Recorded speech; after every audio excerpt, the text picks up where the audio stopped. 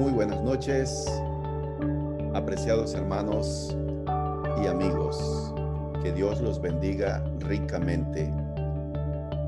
Es un placer estar de nuevo con ustedes.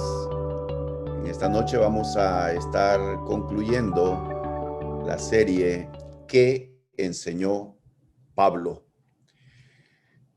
¿Qué enseñó Pablo respecto a las últimas cosas? ¿Qué enseñó Pablo respecto al fin del mundo? Vamos a estar explorando en las cartas de Pablo lo que él enseñó.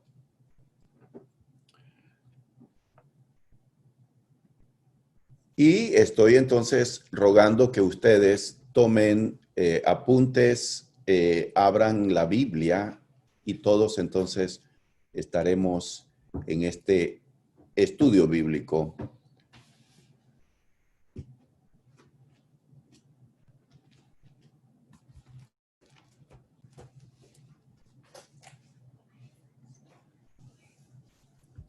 Ok, estamos listos entonces. ¿Qué enseñó Pablo sobre las últimas cosas? En realidad, este tema es preponderante en las cartas paulinas, particularmente en primera y segunda a los tesalonicenses. Pero también él hizo referencia a las últimas cosas en otras cartas a los corintios, a los romanos.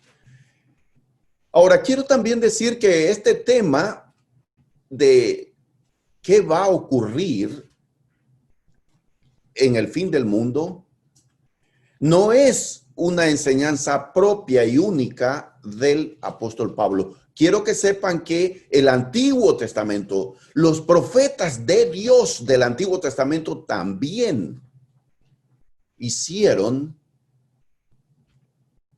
menciones a lo que se llama el día del Señor grande y terrible. Los profetas del Antiguo Testamento hicieron referencia a estos últimos eventos de la historia o de la humanidad. Por lo tanto, no es una enseñanza única de Pablo, sino de toda la Biblia. ¿Qué es lo que va a ocurrir en los últimos tiempos? ¿Cómo va a terminar Dios con este mundo? ¿Y qué es lo que hará? Entonces, proseguimos con este tema. Estamos hablando, y quiero emplear una palabra solo brevemente, no vamos a hacer referencia mucho a estos términos, pero es importante que todos nosotros como estudiantes de la Biblia manejemos esta terminología, escatología. Esta es la palabra que se emplea al hablar de las últimas cosas. Y la escatología es una rama de la teología y trata sobre los eventos finales. Muy bien. Básicamente, vamos a ver en esta lección de hoy 5 cosas.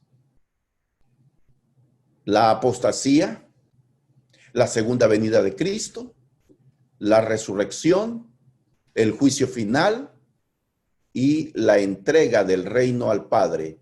5 elementos que forman parte de el estudio de las últimas cosas.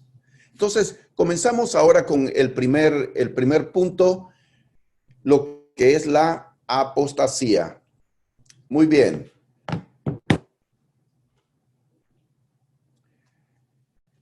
Tenemos un texto bíblico.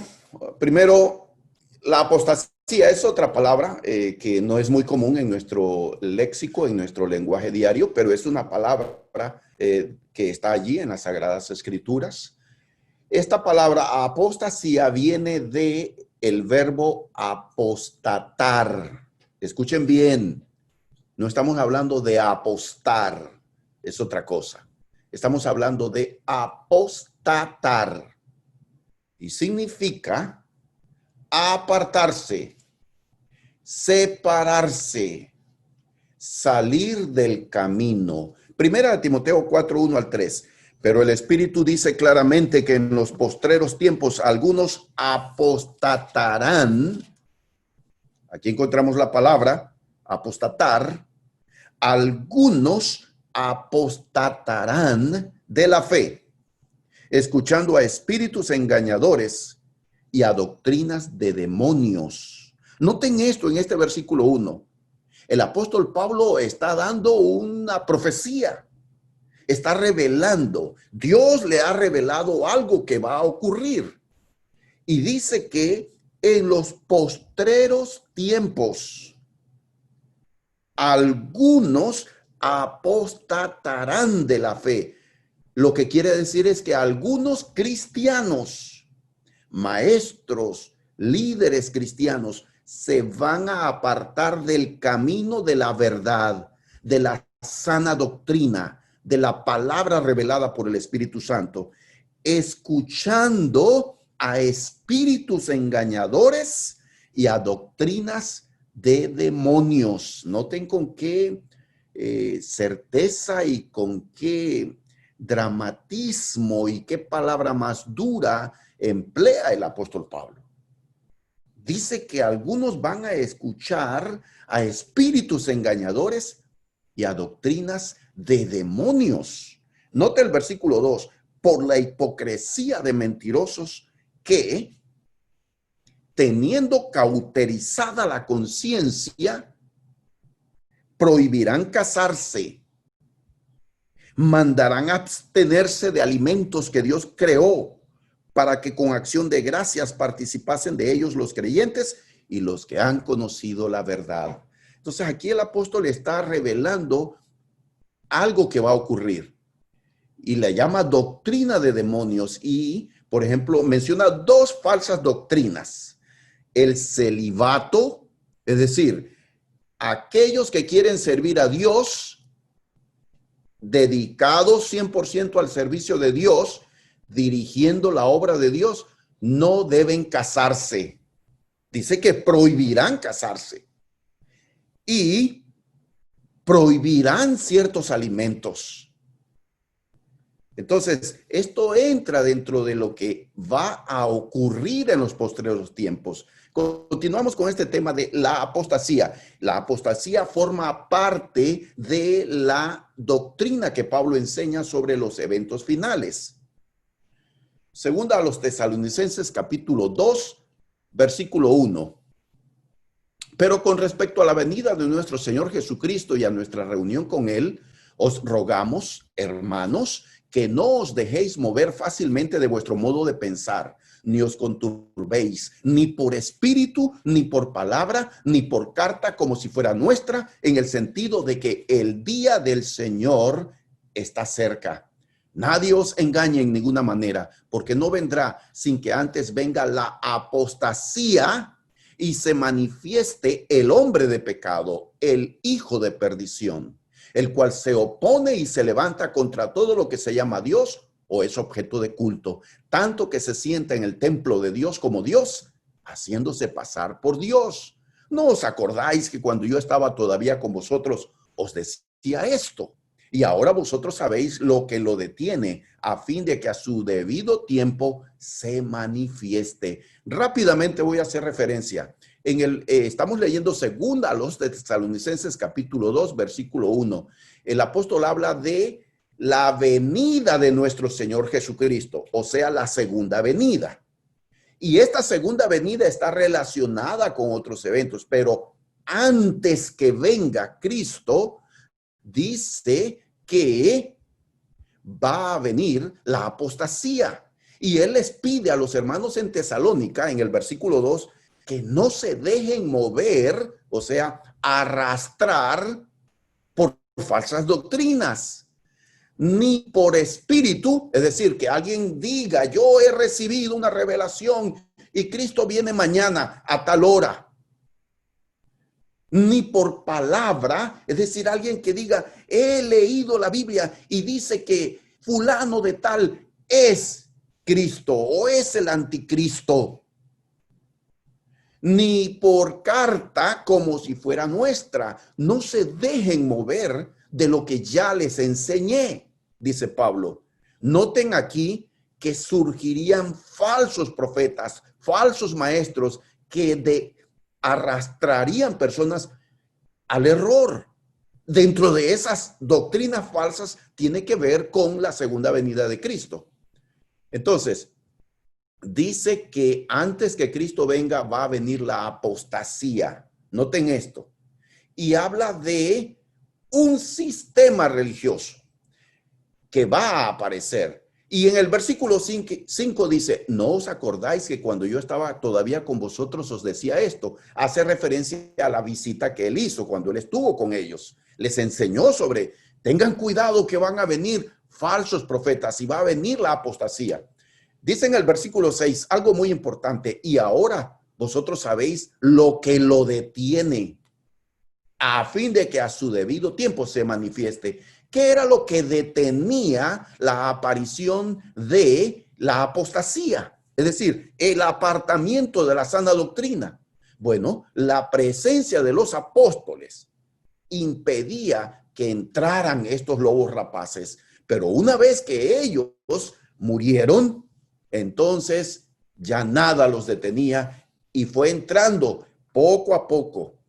Seguimos aquí en segunda a los Tesalonicenses 2, versículo 7. Estamos hablando de uno de los elementos de la doctrina de Pablo sobre las últimas cosas, la apostasía, porque ya está en acción el misterio de la iniquidad, solo que hay quien al presente lo detiene hasta que él a su vez se ha quitado de en medio. Y entonces se manifestará aquel inicuo a quien el Señor matará con el espíritu de su boca y destruirá con el resplandor de su venida. Inicuo, cuyo advenimiento es por obra de Satanás, con gran poder y señales y prodigios mentirosos. Tengan cuidado, aquí no habla de el anticristo como un individuo. Tengan cuidado, no habla de eso. Habla de un sistema religioso cristiano, entre comillas, pero falso. Dice el 10, y con todo engaño de iniquidad para los que se pierden, por cuanto no recibieron el amor de la verdad para ser salvos. Por esto Dios les envía un poder engañoso para que crean la mentira, a fin de que sean condenados todos los que no creyeron a la verdad, sino que se complacieron en la injusticia. Noten esto, Pablo habla de un sistema religioso falso, en el cual, en el versículo 8, dice que se manifestará aquel inicuo, alguien que va a recibir y a pedir que se le adore como a Dios. Indudablemente que todo encaja estas características con el sistema papal. El papado fue profetizado aquí por el apóstol Pablo. Habla de ese sistema. ¿Quién es el que se sienta y es reverenciado como Dios y recibe títulos que solo son dignos para Dios? Su eminencia, su santidad, se le besa el anillo. ¿Quién es el que tiene el título de vicario de Cristo? Entonces, el sumo pontífice, otro título satánico, diabólico, para el sistema papal. Esto fue profetizado. Recuerden, el sistema papal aparece paulatinamente. Y esto es lo que el apóstol habla de esta apostasía. Entonces, resumiendo este primer punto, el cristianismo verdadero sería opacado por falsas doctrinas. Pablo lo profetizó. Ahora, quiero decir, ese falso cristianismo no va a desaparecer. Porque en el versículo 12, aquí en el texto que leímos, dice en el versículo 8, y entonces se manifestará aquel inicuo a quien el Señor matará con el espíritu de su boca y destruirá con el resplandor de su venida. Noten esto, este sistema religioso falso metido en el cristianismo va a estar hasta el día que Cristo venga, pero su muerte va a ser en dos etapas. La primera Dice, el Señor matará con el espíritu de su boca. Esa es la palabra de Dios. Y nosotros sabemos que la Iglesia Católica y el sistema papal ha venido disminuyendo y perdiendo vigor, perdiendo influencia en el mundo. ¿Cómo? A través de la predicación del Evangelio y de la sana doctrina. Ha venido poco a poco, pero sigue teniendo poder y va a ser destruido cuando Cristo venga. Es lo que dice en el versículo 8. Entonces, la apostasía tiene que ver con este sistema religioso falso por obra de Satanás, con gran poder y señales mentirosos. La gente está aprisionada con este sistema religioso donde se le atribuyen milagros a fulano de tal y estas obras que son mentirosas para mantener a la gente en el engaño. Entonces, la apostasía también tiene que ver con profetas, apóstoles, reverendos, enseñando falsas doctrinas hasta nuestros días, porque la apostasía no solamente tiene que ver con el mundo católico.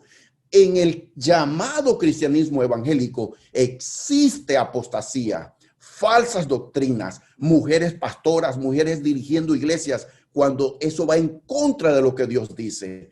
Y tenemos entonces líderes cristianos enriqueciéndose con la fe, pastores que tienen las iglesias como fuente de negocio. Todo eso entra dentro de la apostasía, amados hermanos. Segundo elemento de la doctrina de los últimos tiempos es la segunda venida de Cristo.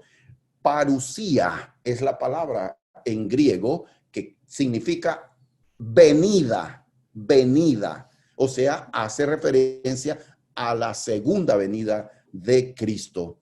Entonces, segunda a los Tesalonicenses 1:7 dice, y a ustedes que sufren, les dará descanso, lo mismo que a nosotros. Esto sucederá cuando el Señor Jesús se manifieste desde el cielo entre llamas de fuego con sus poderosos ángeles. Noten, Pablo enseña a los tesalonicenses el día del Señor, la segunda venida de Cristo, entre llamas de fuego con sus poderosos ángeles. Primero a los Tesalonicenses 4:16 dice, porque el Señor mismo, con voz de mando, con voz de arcángel y con trompeta de Dios descenderá del cielo y los muertos en Cristo resucitarán primero. Segunda a los Tesalonicenses 2:1. Ahora bien, hermanos, en cuanto a la venida de nuestro Señor Jesucristo y a nuestra reunión con Él. Noten, Pablo hizo referencia una y otra vez a la segunda venida de Cristo y a nuestra reunión con Él. Este es un gran evento ligado a otros acontecimientos. La segunda venida de Cristo viene en conexión con otros grandes eventos finales. La segunda venida de Cristo será visible. Tomen nota. Todo ojo lo verá. Él no va a venir en secreto. Todo ojo lo verá. Y vendrá por segunda vez, una vez. No es que va a venir y va a regresar. Por segunda vez, una vez, su venida será visible. Y su segunda venida inmediatamente está asociada a otros grandes eventos. La segunda venida de Cristo marcará el fin de los tiempos. Y la segunda venida de Cristo es la esperanza de todo cristiano. Cristo viene pronto, es la esperanza. Entonces, ese es el segundo elemento. Vamos con el tercer elemento de lo que Pablo enseñó respecto a los últimos tiempos. Tomen nota. La resurrección. Esta es una enseñanza fundamental en la fe cristiana. Creemos sin lugar a dudas que habrá resurrección de muertos. Creemos que con la muerte física no termina todo. Nosotros tenemos la esperanza.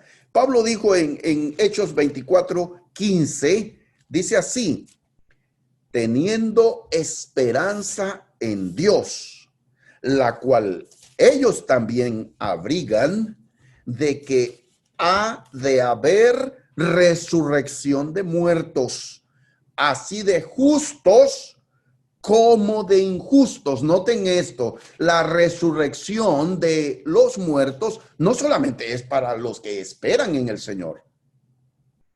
Es claro. El Señor Jesucristo dijo que Él va a resucitar a todos los que están en los sepulcros. Y unos saldrán a resurrección de vida y otros a resurrección de condenación. Tomen nota de esta verdad fundamental, el tema de la resurrección. Fíjense bien en el misterio que les voy a revelar, dice Pablo en 1 Corintios 15:51. Segunda a los Tesalonicenses, capítulo 4, versículo 13. Tampoco queremos, hermanos, que ignoréis acerca de los que duermen, para que no os entristezcáis como los otros que no tienen esperanza. Porque si creemos que Jesús murió y resucitó, así también traerá Dios con Jesús a los que durmieron en él. Por lo cual os decimos esto en palabra del Señor, que nosotros que vivimos, que habremos quedado, no hasta la venida del Señor, no precederemos a los que durmieron. Porque el Señor mismo, con voz de mando, con voz de arcángel y con trompeta de Dios, descenderá del cielo, y los muertos en Cristo resucitarán primero. Luego nosotros, los que vivimos, los que hayamos quedado, seremos arrebatados juntamente con ellos en las nubes para recibir al Señor en el aire, y así estaremos siempre con el Señor. Por tanto, alentaos los unos a los otros con estas palabras. Ahora, tenemos aquí en el versículo 13, el apóstol Pablo dice: hermanos, no queremos que ustedes ignoren acerca de los que duermen. Miren cómo se expresa el apóstol Pablo respecto a la muerte. Miren, los testigos de Jehová, los adventistas, enseñan una falsa doctrina respecto a la muerte. Para ellos, la muerte, ¿saben qué cosa es? Es la aniquilación total del ser humano. Los testigos de Jehová y los adventistas enseñan que no tenemos morando en nosotros alma ni espíritu, que nuestra parte espiritual está ligada totalmente a la parte física. Cuando morimos, cuando expiramos, dejamos de existir. No hay tal cosa, dicen los testigos de Jehová, de que cuando yo muero, este cuerpo cesa, el corazón deja de latir. No existe tal cosa de que yo salgo del cuerpo y que voy a un lugar llamado el lugar de los muertos. Dejamos de existir. La Biblia no enseña eso, hermanos. Nosotros vivimos en este cuerpo. Este cuerpo es nuestra casa. Eso dice la Escritura. Por lo tanto, la muerte es como dormir, un descansar. No queremos que ignoren acerca de los que duermen, para que no os entristezcáis como los otros que no tienen esperanza. ¿Quiénes son los otros que no tienen esperanza? Aquellos que no han rendido su vida a Cristo Jesús y no tienen esta esperanza en la segunda venida de Cristo y en la resurrección para la gloria eterna. En el versículo 14 dice que cuando Cristo venga, que Dios traerá con Jesús a los que durmieron en él. Miren, la segunda venida de Cristo relacionada con la resurrección de los muertos. En el versículo 15 dice que habremos quedado hasta la venida del Señor, no precederemos a los que durmieron. Es decir, los que estén vivos cuando Cristo venga no van a ver primero al Señor Jesús, sino que todos los que ya murieron y los que estén vivos vamos a ver al Señor. En el versículo 16 dice que cuando Cristo venga, con voz de mando, con voz de arcángel, con trompeta de Dios, descenderá del cielo.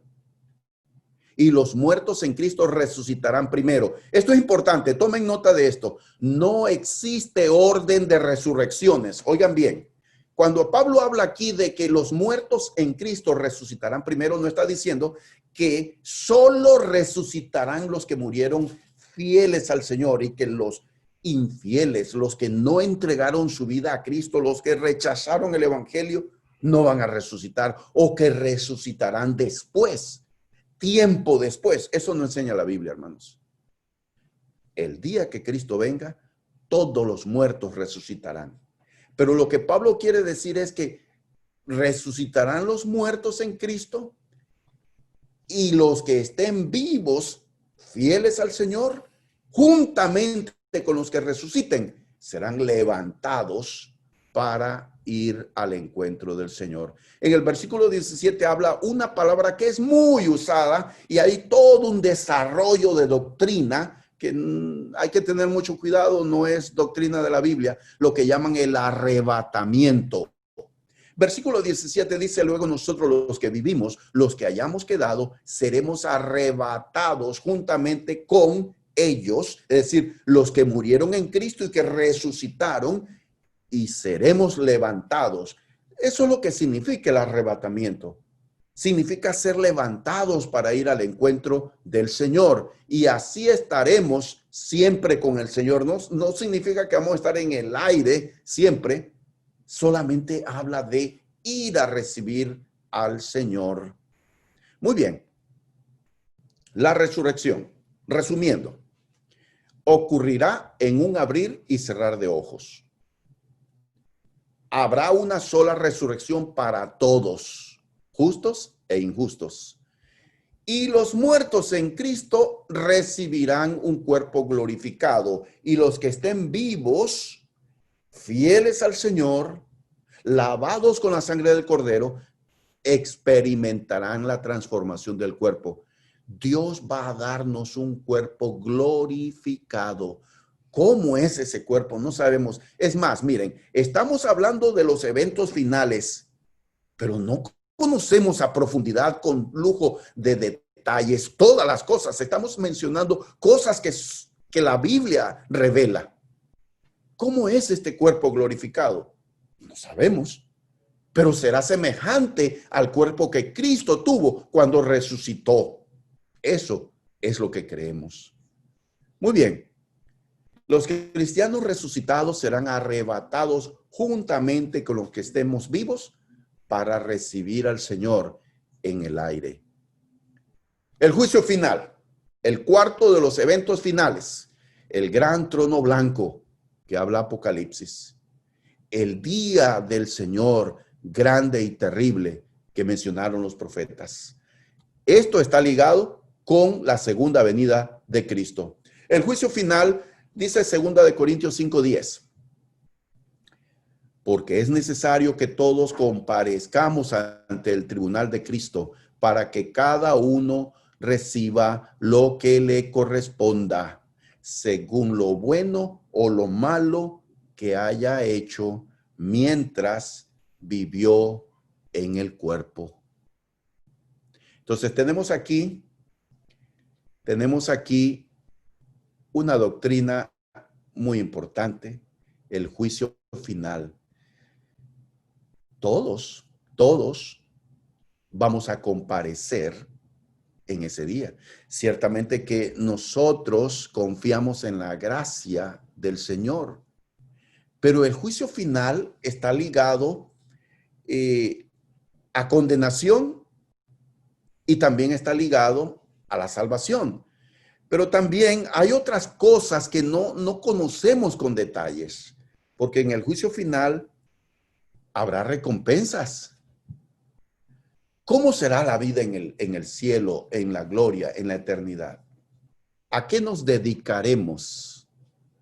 Ciertamente que no conocemos con detalles, pero es todo un mundo y una vida nueva, distinta. En el juicio final todos vamos a comparecer y nosotros, los que hemos sido lavados con la sangre del Cordero, vamos a estar en ese juicio. Pero no será un juicio de condenación. Sin embargo, habrá un juicio para todos y habrá recompensas para todos. Lean conmigo Romanos capítulo 2 respecto al tema de el juicio final. Romanos capítulo 2, versículo 1. Por lo cual eres inexcusable, oh hombre, quien quiera que seas tú que juzgas. Pues en lo que juzgas a otro, te condenas a ti mismo, porque tú que juzgas, haces lo mismo. Pablo aquí se refiere indudablemente a los judíos, los judíos que condenaban a los gentiles, pero también los judíos eran culpables delante de Dios. Eso es lo que Pablo dice aquí.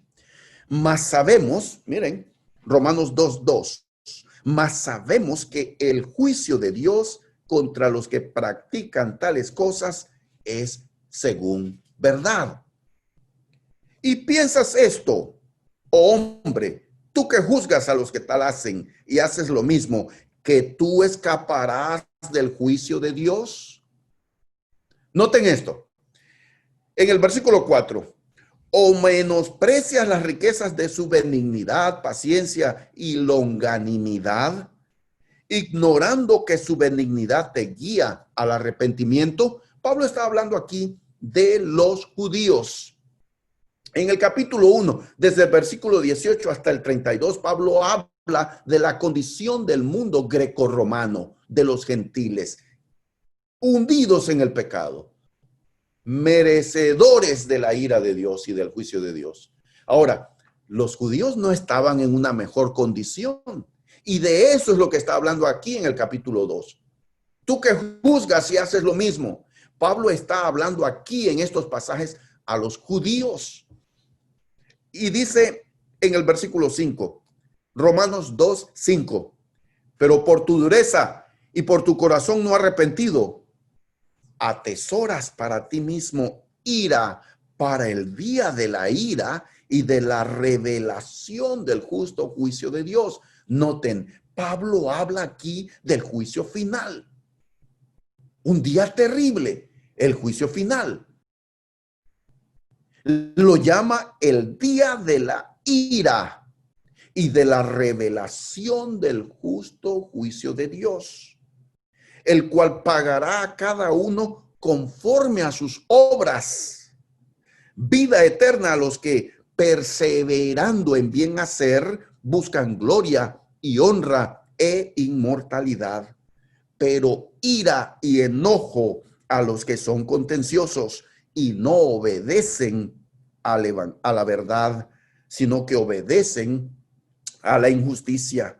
Tribulación y angustia sobre todo ser humano que hace lo malo, el judío primeramente y también el griego. Noten cómo Pablo habla aquí del día del juicio final. Dios no hace acepción de personas. Pero gloria y honra y paz a todo el que hace lo bueno, el judío primeramente y también al griego.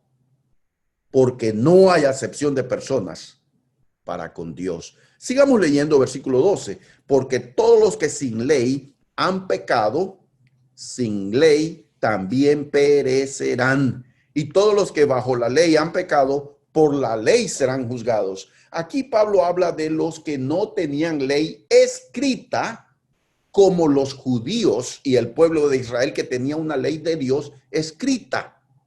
¿Quiénes eran los que no tenían una ley escrita? Los gentiles.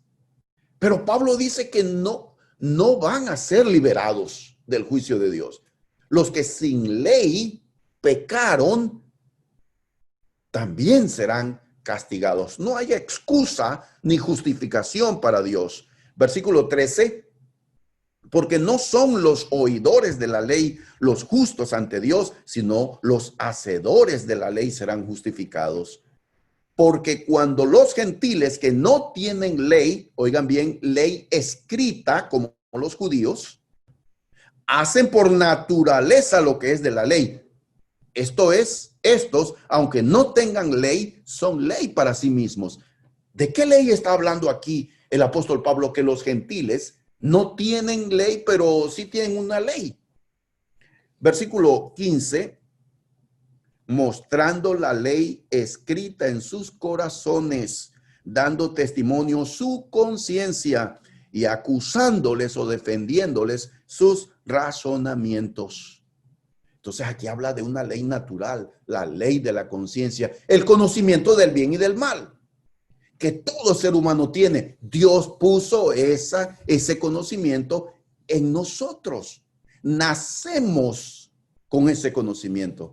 Por lo tanto, aquellos que nunca leyeron la Biblia, que no conocieron el Evangelio, no son ni serán justificados, serán juzgados por la ley de su conciencia. Versículo 16, en el día en que Dios juzgará por Jesucristo los secretos de los hombres.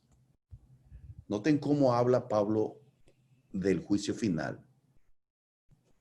Dios va a sacar a luz los secretos de los hombres.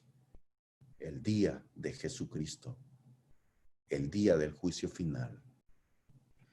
Concluimos entonces con el tema del juicio final. Es para todos. Habrá un solo veredicto, culpabilidad o salvación, y no habrá apelación. Ese día, el juicio final concluye e inaugura la eternidad. Cielos nuevos y tierra nueva. Hay otros eventos. El apóstol Pedro, por ejemplo, escribe de que los cielos pasarán con grande estruendo y los elementos ardiendo serán quemados. La tierra y las obras que en ella hay serán quemadas. Pablo dice en su carta a los romanos que la tierra gime y está con dolores de parto, deseando ser rescatada de la maldición a la que fue sujeta por causa del pecado. Entonces la tierra también será liberada.